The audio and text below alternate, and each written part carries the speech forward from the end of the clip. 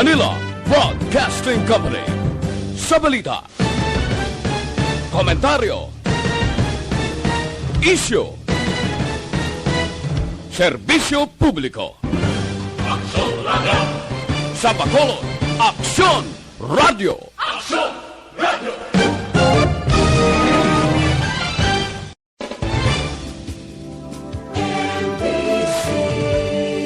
Manila Broadcasting Company. Sa balita, komentaryo, isyu, serbisyo publiko. Aksyon Radio! Sa Bacolod, Aksyon Radio! Aksyon Radio!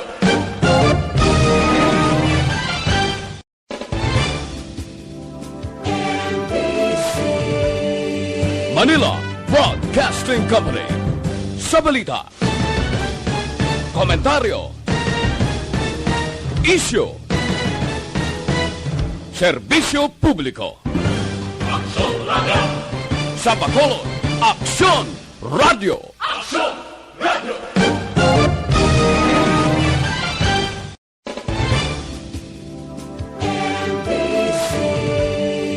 Manila Broadcasting Company. Sa balita, komentaryo, isyu, serbisyo publiko. Aksyon Radio Philippine Standard Time, las 6:31.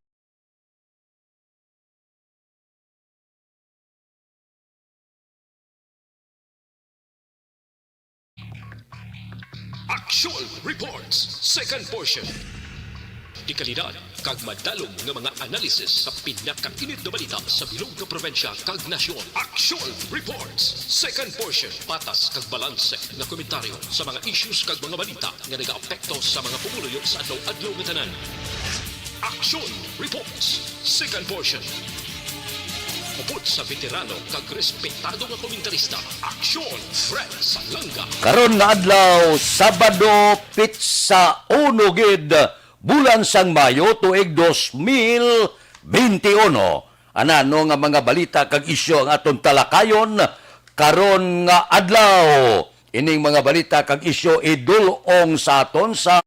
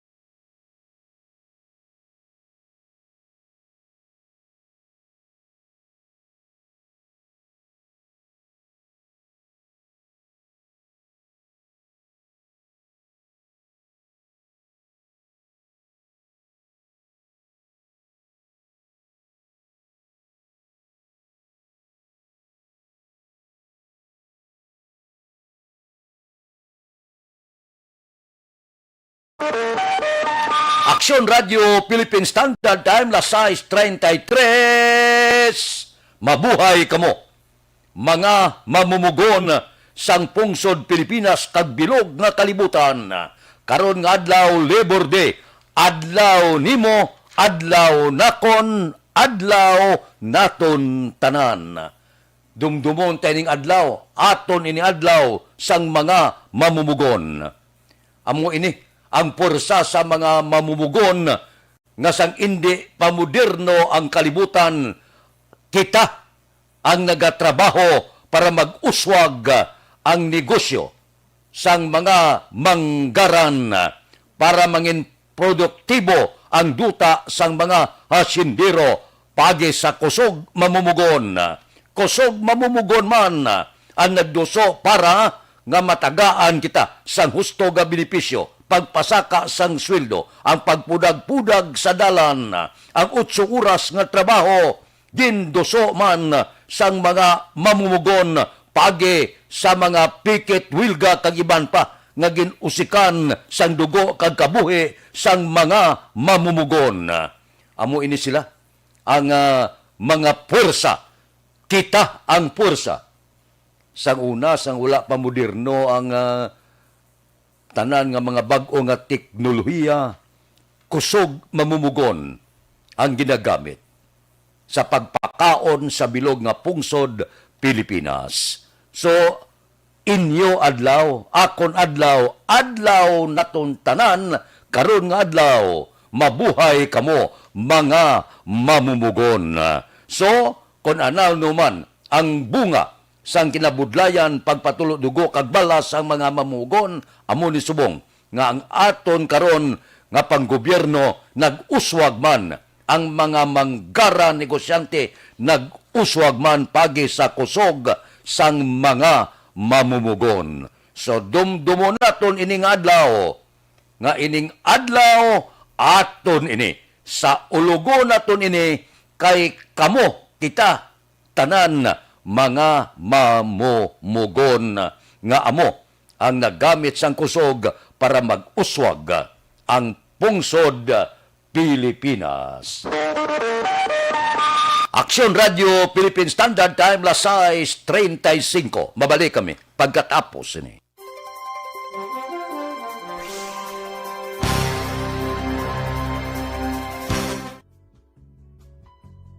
Hindi pa rin natatapos ang laban natin sa COVID-19.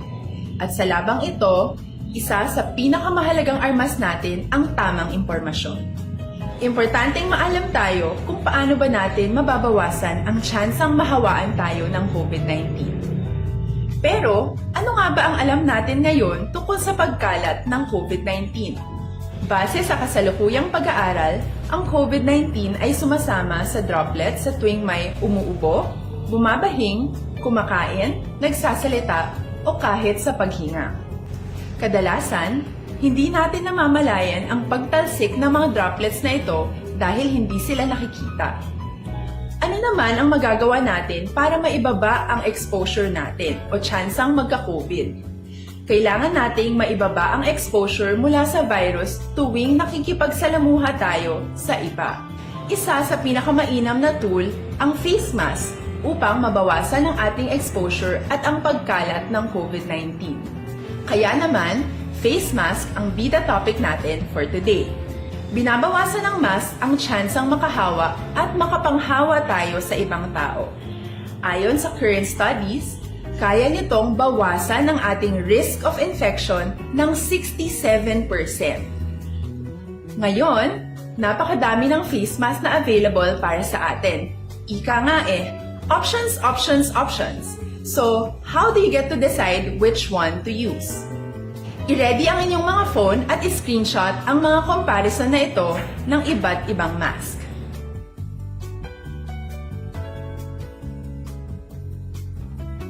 Ngayon, alam na natin na maaari tayong gumamit ng cloth mask. Alalahanin po na hindi pwedeng i-side A at side B ang cloth mask.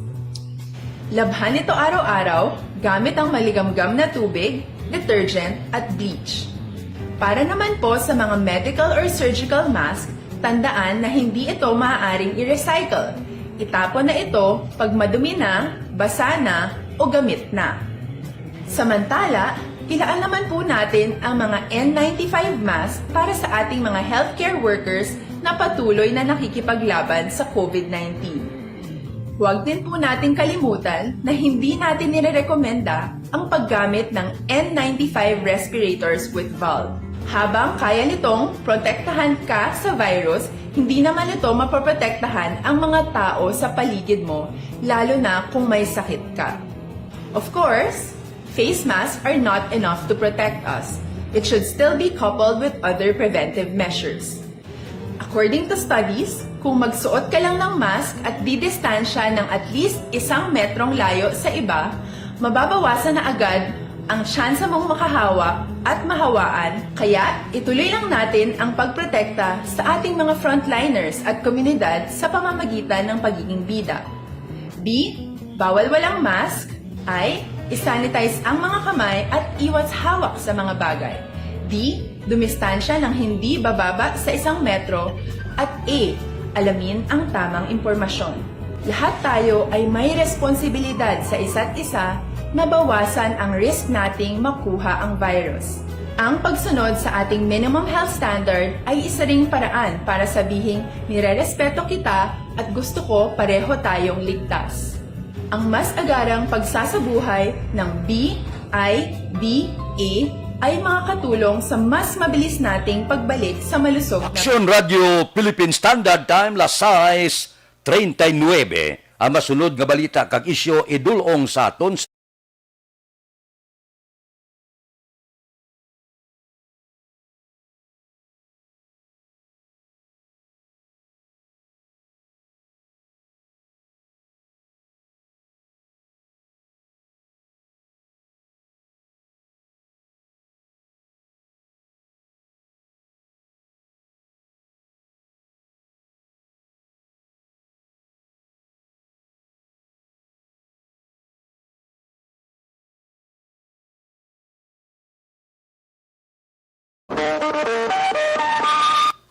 Ariho, ang pagtuon sang Department of Science and Technology, Food and Nutrition Research Institute. Tagaan-ta sang jutay nga ihimplo, kaya daw makita na tondo na-record gid sa among survey ang kamatuoran. Anong nagwa sa survey? 62% sang pamilyang Pinoy naka-eksperyensya sang kakulangon sang pagkaon. Kung may ara gid man, hawat-hawat nga pagkaon. 71.8% sa respondents sang survey ang napilitan nga maghulam sang kwarta agud may iba ka lang sa pagkaon. Iniya mabatyagan yung gid nga may kamatuuran ini sa palibot sang aton sini mga kauturan sa tagsa kakabaranggayan. 66.3% ang nagaayo sang pagkaon sa ilahimata, tupad balay, kag mga abyan. Iniya amo ining matutuod nga kamatuuran. 30.2% ang nagabaligya kag nagabarter sang pagkaon. Kung wala ka ng pagkaon, wala na kaunon, pamilya mo, kabataan mo, ang mga bayo katanang nga pagkabutang iprinda mo para nga ibakal sang pagkaon. 21.1% sang mga maedad o kung ginikanan ang ginakontrol ang kaon agod may ipakaon sila kabataan. Ini tutuod niya. Kung kulang-kulang sa pagkaon, ang iloy kagamay, bisan nga may gana pa, ibili niya na sa kabataan. Luyag ka pa magkaon, daw hindi magsulod sa imo lawas. Kaya ang nabilin nga pagkaon ko, ulo eksakto lang sa kabataan, ibilin mo gida. Amo na ya ang ginikanan. Amo na yang amay kag iloy. Nga luyag pa magkaon, kulang-kulang pa ang tuson lang anay, kay unahon ang kabataan. Amo niya nga survey ang nagapakita nga daw laban ini sa kamatuuran. Amo ni matutuod nga senaryo subong sa sulod sa puluyan ng tawan nyo bla. Kung ikaw ginikanan, kung kulang-kulang ka sa bugas, lugawon mo para kaigo sa tanan. Kung nawala ka tigangon, managbalay ka tos piyak balayo, sa parinti mo, utod mo kag iban, ayo, pwede ka hulam 2 kilo da, 1 kilo, may tigangon lang para sa kabataan ko. Amo niyang matuod nga senaryo ang nagakatabo subong. Gindugangan pakitas ng pandemya, naglala nagid ang kahimtangan. Sakit ba tiyagon? Pero amo ning kamatuuran. Sa palibot sa barangay nga nagamonitor subong, amo niya ang matuod nga nagakatabo. Di ginikanan ka bisan paano ya? Irisgo mo ang kabuhi mo. Ang tanan nga kagamitan mo kung mapuslan ka maprinda mo para ibakal pagkaon. Amo niya nagakatabo subong. Sa una nagakatabo na niya, dadugangan pagid sang pandemic naglala pagid ang sitwasyon sang aton sini mga kauturan. Amo ni subong ang matudtuon nga picture sang kabilugan sang aton mga kauturan sa nasiling sa survey, milyon ang ginakulang sa pagkaon, milyon na wala trabaho, milyon na nagaanto subong sang kaimulon kag kapigaduhon. Aksyon Radio Philippine Standard Time las 6:44. Timing gid ang community pantry. Ting Aksyon Radio subong uperte. Gahimos na gapanglasa na tanan-tanan para naman sa community pantry. Temo na siling naton timing siya sa gutom, timing siya sa pandemic. Amo na nga hindi man naton pakamalauton, hindi man naton iridtag kag iban pa ang mga community pantry kay dako ang mabulig sini sa gutom nga ginaanto subong. Hindi man tanan matipanan sa gobyerno. So ari individual pribado nga tao ang nagtuhaw ining community pantry nga pala sakon dako ang mabulig bisan paano ang wala sang tiligangon makatulutigang, makaluto-luto it bisan makadali lang sa ila sini makuha sa community pantry. Kung kaisa ginabalbal pa naton, wala man kamo gapakaon, wala man kamo gahatag gani, balbalon nyo pa. Aksyon Radio Philippine Standard Time las 6:46. Mabalik kami pagkatapos ini.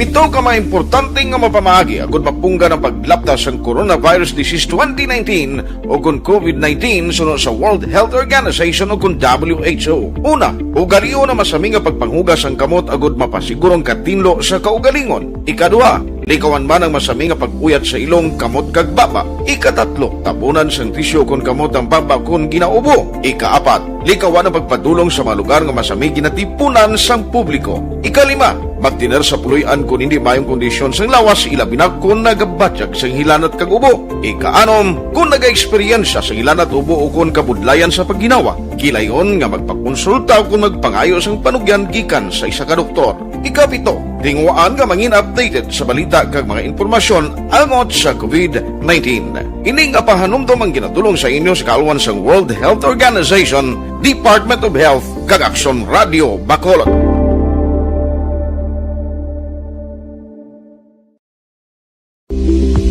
Ito ka mga importante nga mapamagi agud mapungga ng paglaptas ang Coronavirus Disease 2019 o kung COVID-19 sunod sa World Health Organization o kung WHO. Una, ugaliyo na masami nga pagpanghugas ang kamot agud mapasigurong katinlo sa kaugalingon. Ikadua, likawan man ang masami nga pag-uyat sa ilong kamot kag baba. Ikatatlo, tabunan sang tisyo kung kamot ang baba kung ginaubo. Ikaapat, likawan ang pagpadulong sa mga lugar nga masami ginatipunan sang publiko. Ikalima, magtiner sa puluyan kung hindi mayong kondisyon sang lawas ilabi na kung nagabatyag sang hilanat kag ubo. Ikaanom, kung naga-eksperyensya sa hilanat ubo o kung kabudlayan sa pagginawa. Kilayon nga magpakonsulta kung magpangayo sang panugyan gikan sa isa ka doktor. Ikapito, tingwaan nga mangin updated sa balita kag mga impormasyon angot sa COVID-19. Ining apahanumdom ang ginatulong sa inyo sa kaluan sang World Health Organization, Department of Health kag Aksyon Radio Bacolod.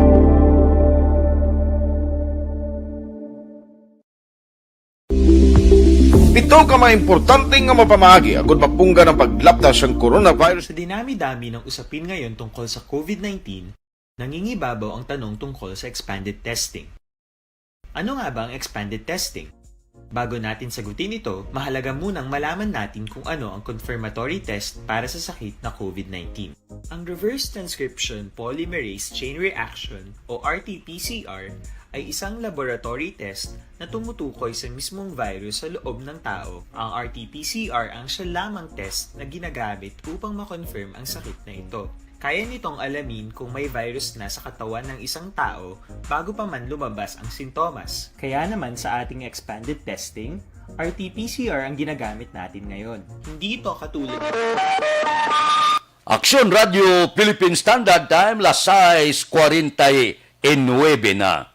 Areho sa mga empleyado kag mga employer nagapahanumdom ang dole sa mga employer.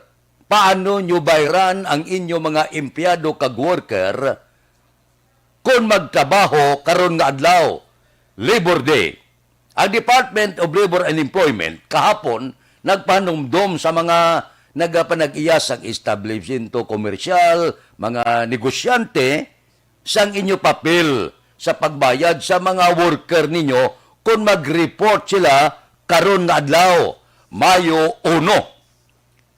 Ang Labor Advisory kahapon nga ginpagwa number 7 series of 2021 ang duli nagpalayag nga ang mga trabahante nga magatrabaho sa regular holiday dapat bayran doble. Ambot silingon, kung simple lang pag-intindi para sa mga worker, kung gasweldo ka 30, ang adlaw, himuon ini 60 doble kung magtrabaho ka. Karon adlaw, Labor Day. Pero, bangod sining naga-exister subong nga pandemya, ang mga establishmento nga totally closed, nag-untat operation durante sang community quarantine period, exempted sila ya sa pagbayad sa holiday pay. Karon nga adlaw, kung sabagay, ano pa na pagbayad nila kay sira naman na pututikoy na. Kaya dapat kung ang mga empleyado hindi magtrabaho pananglitan na karon nga adlaw, bayran gyapon siya sang 100% sang iya sweldo.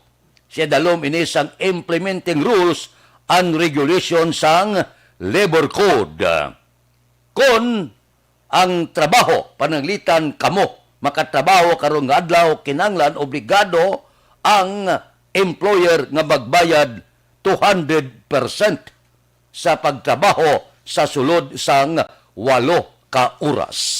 Amo ina ang ginpatag sang duli bangod sining Labor Day karong nga adlaw. Madamo sang aton mga sanga sang gobyerno ang magabutang sang pila ka mga sentro sa mga mall kag iban pa nga magbaton sa mga trabahante. Kung luyag ka mo mag-apply sa iban nga pungsod, nagahiwat man sang pagbaton ang pila naton ka mga ahensya sa gobyerno. Galing subunti ka, delikado gid. Ang iban, luyag magpadulong sa iban nga pungsod. Tabi ka to, kay mo si Indiato yung ginasunog lang kaga idas lang ang patay. Di ka delikado man. Masyar ka subong ang ginahandong sa tanan kung maggraduar siya nga magpa-Estados Unidos number 1 man sa COVID. Pinakadamo sang natapikan kag nagkalamatay. Do kabudlay man ipang lugayawan subong nga magpabinturar ka. Sa una tiga pinalumba ta pabinturar sa iban nga pungsod dako ang sweldo, masanag-sanag ang palaabuton, dolyar ang ginapadala dire sa ila pamilya. Subong ya daw ga atras isol daw la abante ang aton mga worker. Ato may ara man yang kapit sa patalim, okay lang, suicide. Patay kung patay, basta makaganar dako. Amo na subong ang nagakatabo bangod sang pandemic. Grabe ang COVID, no? Ang tanan-tanan sa kalibutan, ang tanan nga ginapatigayo naton inuntat gid tanan. Ang tradisyon, ang kostumbre, ang tanan inurot gid untat sang COVID. Ning kakita na ya. Ang aton mga kauturan nga luyag magpabinturar subong gaduha-duha na. Nya diri na sa Pilipinas kay gamay pang ginaigo sa COVID. Otro man si Duque kahapon kakibot ang akon nga tani mapahagan-hagan nagkakulba ba siling ni Duque kahapon. Siling niya kon hindi ka mo magalong base magpariyo kita sa pungsod India akalain. Purti man yung asbit ni Duque nga akon tani niya yang inablang makapian-pian nga daw medyo makakuha kulba, Boss Duque, ya, porting arangkada statement sa kapon niya na, hindi kita maghalong kay base kon magpariyo kita sa India, akala at sobra naman ha. Aksyon Radio Philippine Standard Time Lasay 54. Mabalik kami pagkatapos ini.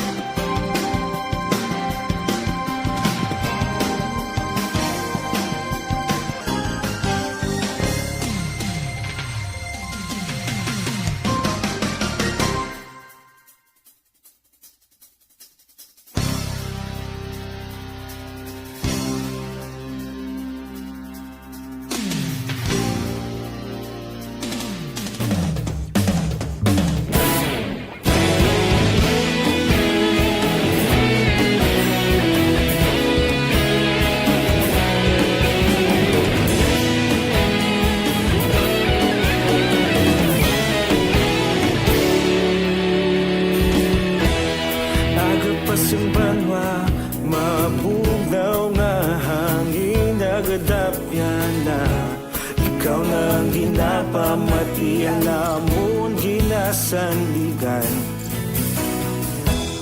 Tingog sang probinsya kamatuuran ginapalap na Minsay nga may dala paglaom kag kasanan Standard time, lasay 57. Ang mga balita kag isyo gidulong sa aton sa aton Aksyon Balita Morning Edition. Liwat magadulong sa aton sa mga balita lokal, national, international, sports kag artista. Upod kita kay Aksyon Boy Duran kag Aksyon Eddie Naboso. Aksyon Fred Salanga, una sa balita, una sa aksyon, sa Bacolod, Aksyon Radio.